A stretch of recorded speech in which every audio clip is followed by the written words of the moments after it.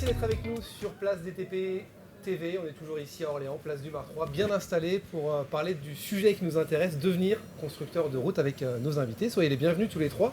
Joël Lamoureux, bienvenue sur le plateau. Vous êtes proviseur du lycée Gaudier-Bresca. C'est ça. Je l'ai bien dit. Gaudier-Bresca. À Saint-Jean-de-Bray dans le Loiret. J'accueille également Mathieu Navas. Bienvenue. Vous êtes tuteur de l'entreprise Eurovia, tuteur de ce jeune homme qui s'appelle Maxime Guerriot. Tu es apprenti chez Eurovia, sois le bienvenu également. On va parler d'Eurovia dans un petit instant. Avant ça, j'aurais qu'on parle du lycée. Est-ce que vous pouvez me le présenter? Qu'est-ce qu'on y fait notamment? Alors, le lycée Gaudier-Bresca, c'est 900 apprenants. 900 apprenants qui rentrent dans des filières essentiellement du secteur du bâtiment, des travaux publics et des métiers du géomètre topographe. Alors, on va passer rapidement sur tout ce qui est du côté du bâtiment, parce que l'objet, j'ai bien compris, c'est les travaux publics et les constructeurs de route. C'est 900 apprenants. Qui peuvent entrer en classe de 3e, 3e prépa métier, pour découvrir les métiers, et pas forcément que les métiers des travaux publics et du bâtiment. Mais c'est une filière qui a pour vocation d'accompagner les jeunes dans la construction de leur parcours de formation. 2 CAP, un CAP constructeur de route et un CAP couvreur. On reviendra sur le CAP constructeur de route. 12 bacs professionnels. 12 bacs professionnels dans les métiers du bâtiment, donc du gros œuvre, du second œuvre, des travaux publics, des métiers du géomètre topographe, et puis un métier d'art, tailleur de pierre. 6 BTS qui sont dans la continuité directe des 12 bacs professionnels, donc dans les secteurs du bâtiment et des travaux publics et des métiers du géomètre topographe. Et puis aussi une filière STI 2D, donc un bac technologique, sciences et techniques de l'ingénierie et du développement durable, et qui est avec une coloration architecture et construction. Donc une très grosse cohérence de l'établissement. Et quand j'ai dit 900 apprenants au départ, tout simplement c'est parce que nous avons à la fois des scolaires et des apprentis. Et dans le secteur des travaux publics, c'est un secteur où on a un grand nombre d'apprentis, puisque quasiment l'ensemble de la colonne des possibilités de formation du CAP, du bac pro et du BTS accueille à la fois des scolaires et des apprentis. Donc des CAP en scolaire en apprenti, des bac pro en scolaire en apprenti, des BTS en scolaire en apprenti. Et pour couronner le tout, on a des partenariats avec l'université et des licences professionnelles. C'est-à-dire que les licences professionnelles dépendent bien sûr de l'enseignement supérieur, mais les cours viennent se dérouler sur nos plateaux techniques et ce sont les enseignants du lycée qui assurent ces cours dans les licences professionnelles. Il y a une vraie construction en fait avec les jeunes, c'est ce qu'on comprend, et on pense déjà à l'avenir dès qu'ils rentrent dans l'établissement. Alors à 2 niveaux, oui, il y a des jeunes qui arrivent chez nous effectivement, 3e prépa métier, et qui peuvent passer 7 ans dans l'établissement. D'accord.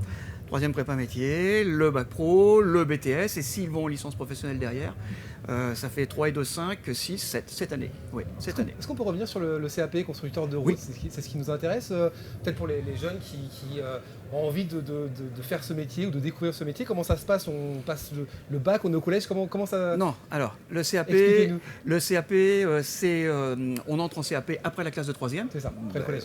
Voilà, Maxime pourra nous dire à quel moment il a fait ce choix. On entre en CAP après la classe de 3e.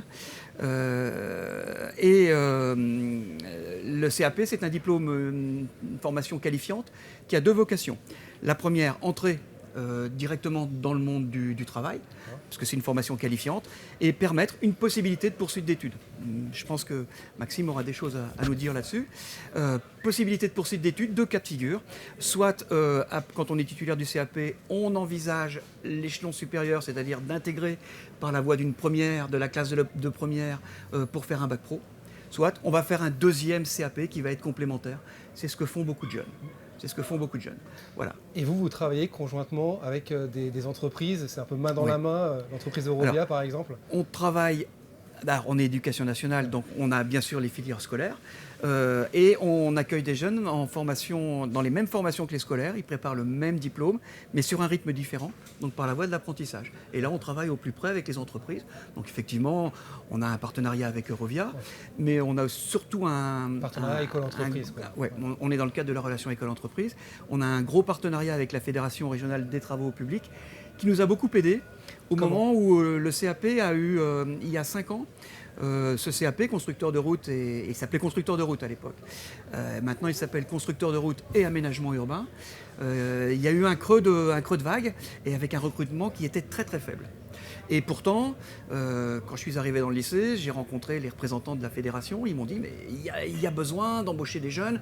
Les entreprises ont besoin de jeunes compagnons formés niveau CAP. Ok. Eh bien, qu'est-ce qu'on fait? On fait de la pub, on en parle, on a valorisé... Et ça, c'est de la communication, il faut en parler. Tout à fait, c'est de la communication dans le cadre des journées portes ouvertes, quand on va présenter nos filières de formation dans les collèges. Un événement comme celui-ci. Voilà, et puis la fédération a été très accompagnante, c'est-à-dire que pour tous les jeunes qui avaient un projet de formation par voie d'apprentissage, eh bien, la fédération nous a aidés à trouver les entreprises pour accompagner les familles dans la construction du parcours et jusqu'à la signature du contrat en quelque sorte. Ça s'est passé comme ça avec Eurovia ou pas du tout? C'est la FRTP Je ne sais pas si ça s'est passé comme ça pour Maxime et avec Eurovia, mais en tout cas, c'est vraiment une pratique courante qu'on a maintenant. C'est-à-dire que quand les jeunes viennent nous rencontrer à la fin de dans leur classe de 3e au mois de janvier-février pour nous faire part de leur projet, on prend les noms, on prend les coordonnées et puis le secteur d'habitation. Et puis après, on prend la carte et puis on regarde les entreprises qui sont basées. Et puis voilà. Et donc il y a un relais. Il y a des jeunes qui ont un projet parce que c'est quelque chose qui est ancré, on va dire, familialement. Donc si la famille est déjà dans le secteur des TP, ils ont des connaissances, ils peuvent trouver d'eux-mêmes. Mais il y en a aussi qui ont un projet et qui ne connaissent pas d'entreprise. Et c'est là qu'on les accompagne. Eurovia, je ne l'ai pas dit, vous êtes placé où? Vous êtes à Fleury-les-Aubrais. Fleury-les-Aubrais, évidemment, dans le Loiret, à côté d'Orléans. Évidemment, voilà, Maxime, qu'est-ce qui t'a donné envie de faire ce CAP, d'emprunter cette voie? Moi, c'est depuis tout petit. Je regarde les machines quand D'accord, je passais à côté d'un champ. C'est une passion. C'est ça, je voulais toujours monter dessus ou quoi. Parlez plus fort, Maxime. Et j'ai décidé après mon brevet d'aller voir dans une école de travaux publics. Ouais. Et je cherchais de base le CAP conducteur d'engin. Et il ne faisait pas. Toi, c'était les engins, c'était vraiment vieux. Et je suis allé me renseigner et parler avec les profs là-bas. Ils me disaient que de toute façon j'étais trop jeune et que je ne pourrais pas le faire tout de suite. Mais ils m'ont proposé un CAP, que si je fais ce CAP-là, suite je pourrais accéder au CAP conducteur d'engin. C'est ça qui est intéressant, c'est que souvent il y a des gens qui ne savent pas vraiment quoi faire au collège. Ce que Maxime a dit est très révélateur. C'est-à-dire que sur 20 jeunes qui viennent, qui sont intéressés par le secteur des travaux publics, il y en a 19 qui veulent être conducteurs d'engin. Voilà. Et c'est avec l'âge, 15 ans, classe de 3e, c'est pas possible. Voilà. Donc il faut trouver un parcours qui va leur permettre de patienter pour pouvoir accéder au Graal qu'est la conduite des engins. Alors du coup, ton tuteur, c'est Mathieu. Oui. Comment ça se passe l'apprentissage de Maxime? Maxime, il est avec... Si on peut faire une évaluation aujourd'hui. Moi, je suis à la fois son tuteur et son chef de chantier. Donc il s'est très bien intégré avec mon personnel, avec mes gars.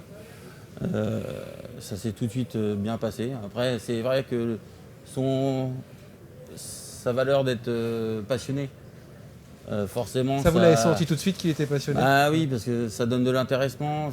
Il a une crédibilité auprès des gars tout de suite. Que des fois, c'est pas le cas. L'investissement n'est pas le même tout le temps. Donc, c'est d'être avec mes gars, de l'accueillir de l'accueillir et de l'encadrer dans tout ce qui est sécurité, parce que c'est un environnement. Ça, c'est super important. Les engins, la circulation, il y a plein de paramètres qui sont à leur âge. Déjà, les personnes adultes. Oui, ce que je veux dire, les parents aussi, non, mais identifient les collaborateurs. Ils n'identifient pas toujours les dangers, donc eux, à leur âge, et ils voient pas, ils voient encore moins. Donc déjà, c'est qu'ils apprennent à évoluer dans un environnement d'une façon sécuritaire. Et après, il est avec mon maçon à apprendre à poser de la bordure ou à poser des tuyaux, ou il suit une pelle à suivre le terrassement. Il fait ce qu'il faudra, ce que fera le gars qui est. Donc pour lui, c'est clairement la base du métier, mais c'est comme ça qu'on a tous commencé. Tous commencé.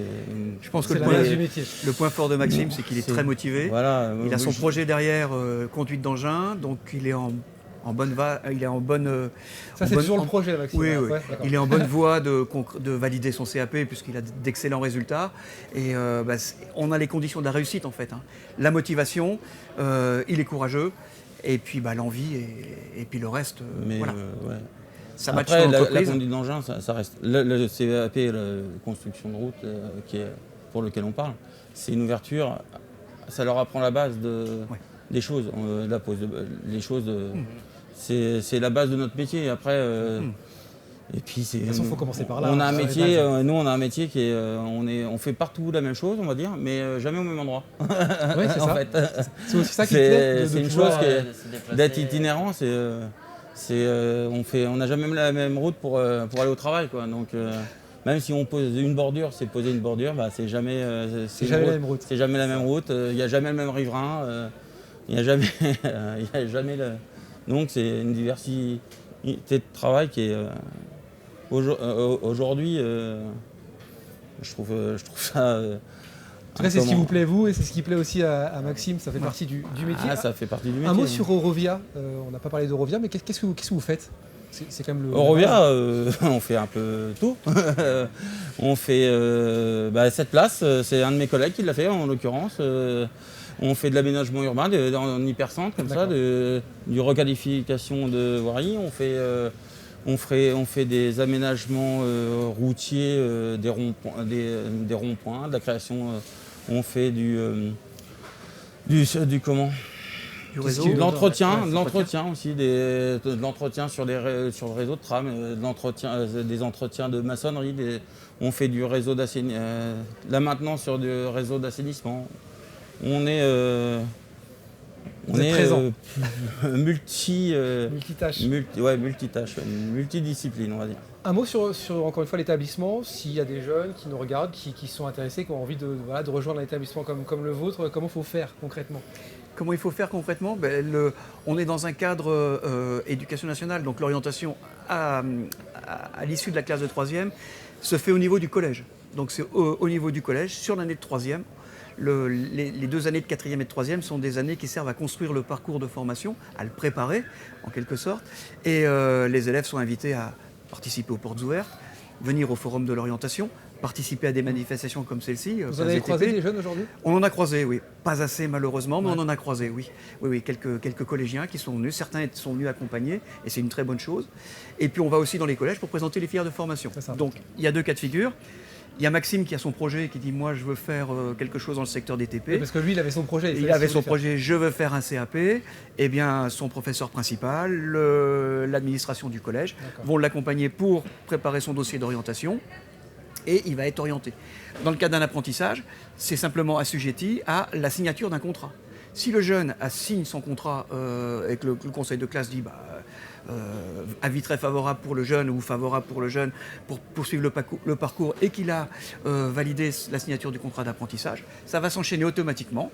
On va prendre contact avec lui, il va venir faire son inscription au lycée Goyer-Bresca et puis il va devenir à la rentrée suivante et apprenti ou élève du lycée Goyer-Bresca. Voilà, c'est comme ça que ça se passe. Pour les scolaires, c'est la même procédure. Il y a une procédure d'affectation. Donc tous ceux qui vont demander les filières, il y a un algorithme et un logiciel qui s'appelle Affelnet, qui va affecter les élèves en fonction de leurs demandes, en fonction de leurs résultats, en fonction des appréciations, des bonifications éventuelles, et puis ils sont affectés soit sur liste principale, parce que la difficulté du lycée professionnel, c'est qu'à un moment donné, toutes les filières sont contingentées. Il y a un nombre de places limite. Alors, sur ce secteur-là, je ne sais pas si c'est une chance ou si c'est dommage, on a régulièrement de la place et notre volonté, c'est de les remplir parce qu'il y a des très belles opportunités, il y a des possibilités de parcours. Et tous les professionnels qu'on rencontre sur cette manifestation me demandent combien vous avez de jeunes, combien vont sortir, combien... C'est bien. Parce qu'il y a une attente très forte du milieu professionnel. Et si en plus on leur propose des jeunes qui sont motivés... Voilà, c'est la voie royale. Ça marche malheureusement pas toujours comme ça. Il y a des jeunes qui sont un petit peu égarés dans le parcours. Et notre rôle, c'est de les accompagner au mieux. C'est votre rôle, c'est ce que j'allais dire. Bien sûr, c'est de les accompagner au mieux. Vous êtes d'accord avec ça? Il y a une attente? Ah oui, clairement. Vous attendez, vous? Les travaux publics, c'est compliqué d'avoir du personnel. C'est clair. Après... Dernier mot, Maxime, c'est quoi la suite là pour toi? Après, je vais partir faire un SAP conducteur d'engin à côté de Paris, à Jouan-Josas. Tu vas y arriver? Il va y arriver, un conducteur d'engin. Il va y arriver, bien sûr qu'il va y arriver. Et je lui souhaite d'y arriver. J'ai déjà trouvé ma future entreprise. Et là, mercredi, j'ai un entretien à 10h. Quand on est motivé aussi. Il va y arriver, il sait que c'est sélectif. Mais je pense que vu la motivation et les résultats actuels, je pense qu'il aura sa place. Enfin, je le souhaite en tout cas. 13 places. Il n'y a que 13 places. C'est pas beaucoup. Non, mais il n'y a pas le choix. Merci à tous les trois. Merci d'avoir répondu à mes questions. Merci. Joël Lamoureux, proviseur du lycée Gaudier-Bresca à Saint-Jean-de-Bray dans le Loiret. Mathieu Navas, tuteur de ce jeune homme Maxime à l'entreprise Eurovia. Et Maxime, Merci. tu es apprenti chez Eurovia, bientôt conducteur d'engin. Merci à tous. On se retrouve très bientôt Merci. sur Place DTP TV.